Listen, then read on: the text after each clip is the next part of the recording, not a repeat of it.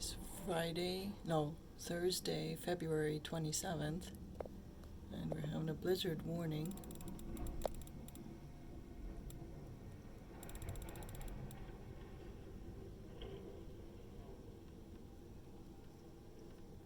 The plow just came by.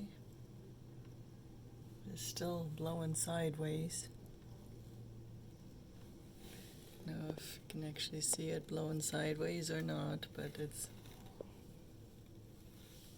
Zoom back out to see. It's like really, really blowing out there.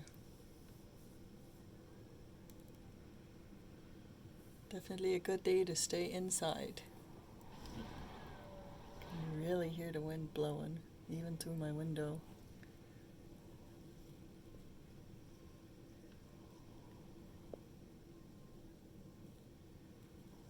And see how the trees are being bent.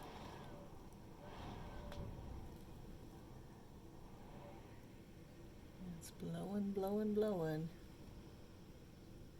Because it's not accumulating to too much because the wind's just blowing it all over the place.